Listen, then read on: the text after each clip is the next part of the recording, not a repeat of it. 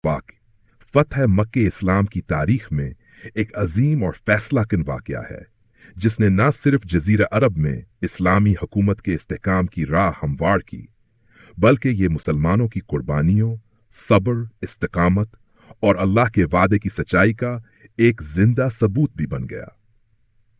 یہ واقعہ 8 ہجری اکتھن عیسوی میں پیش آیا۔ آئیے اس عظیم تحکیم کا مل داستان بیان کرتے ہیں۔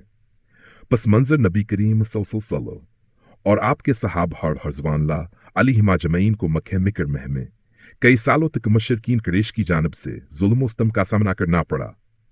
حالات یہاں تک پہنچ گئے کہ آپ اور آپ کے ساتھیوں کو اپنا محبوب شہر مکہ چھوڑ کر مدینہ منور ہجرت کرنا پڑی۔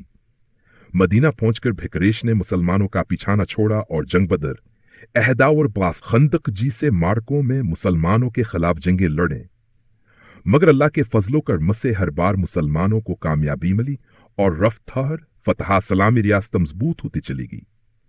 صلح حدیبیہ کے موقع پر 60 ہجری میں قریشاور مسلمانوں کے درمیان 10 سالہ صلح کام عہدہ ہوا جس کے تحت دونوں فریق جنگ بندی پر متفقہ ہو گئے تھے۔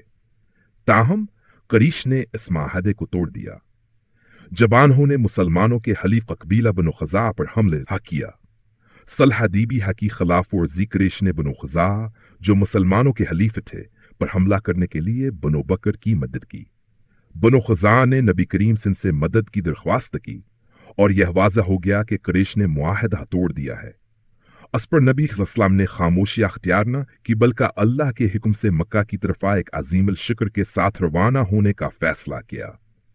مسلمانوں کے روانگی در رمضان آل مبارک ہجری کو نبی کریم اور سلسلہ نے 10,000 صحابہ کرام رضی اللہ عنہم کے ساتھم کی طرف پیش قدمی کی۔ نبی نے اس مہم کو انتہائی راز میں رکھا تھا کہ قریش کو خبر نہ اور خون ریزی سے بچا جا سکے۔ جبل شکر مکہ کے قریب پہنچا تو قریش گھبرا گئے۔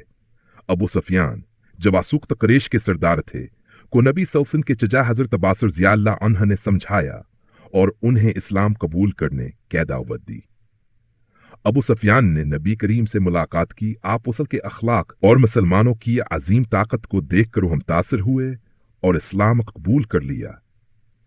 امن و عافیت کے ساتھ داخل نبی کریم صلی اللہ علیہ وسلم نے ابو سفیان کو واپس مکہ بھیجا اور اعلان کروایا کہ جو ابو سفیان کے گھر میں داخل ہوگا اسے امن دیا جائے گا، جو اپنے گھر کے دروازے بند کر لے گا اسے بھیا مل لے گا، جو حرم میں داخل ہوگا اسے بھیا مان دی جائے گی۔ یہ اعلان سن کر مکہ والوں کو تسلی ملی اور زیادہ تر لوگوں نے بغیر کسی مزاحمت کے خود کو نبی صلی اللہ علیہ وسلم کے رحم و کرم پر چھوڑ دیا۔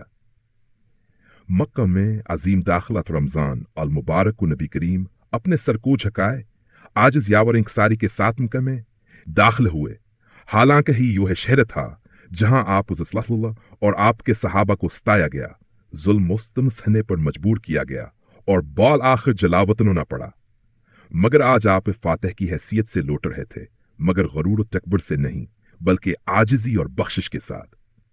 نبی کریم صلی اللہ علیہ وسلم نے بیت اللہ کا طواف کیا اور وہاں موجود تمام بتوں کو گرا دیا، یہ فرماتے ہوئے جاء الحق وزهق الباطل ان الباطل کان زہوقا، حق آ گیا اور باطل مٹ گیا، بے شک باطل مٹنے ہی والا تھا۔ سورہ الاسراء۔ پھر آپ صلی اللہ علیہ وسلم نے خانہ کعبہ کا دروازہ کھولا اور اس میں موجود تمام مجسمے اور تصاویر کو مٹا دیا۔ عام معافی کا اعلان نبی کریم صلی اللہ علیہ وسلم نے قریش کے تمام لوگوں کو جمع کیا اور فرمایا آج تم پر کوئی گرفت نہیں، جاؤ تم سب آزاد ہو۔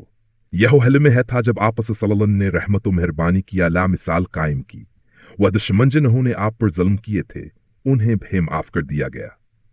مکہ کے لوگ جو وقت کا اسلام قبول کرتے ہیں، نبی کریم کی رحمتہ اور اخلاق نے قریش کے دل نرم کر دیے اور مکہ کے بیشتر لوگ اسلام میں داخلہ ہو گئے۔ فتح مکہ کے بعد اسلام تیزی سے پھیلنے لگا اور جزیرہ عرب میں ایک مضبوط اسلامی ریاست قائم ہوئی۔ نتیجہ فتح مکہ ہمیں سکھاتی ہے کہ صبر، استقامت اور اللہ پر بھروسہ کبھیرائی گاہ نہیں جاتا۔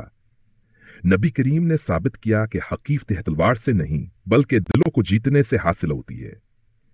یہ عظیم فتح مسلمانوں کے لیے ہمیشہ ایک مثال رہے گی کہ فتح کا حقیقی مقصد ظلم کا بدل ہلینا نہیں بلکہ انسانیت کو رہنمائی، عدل و رحمت کی روشنی فراہم کرنا۔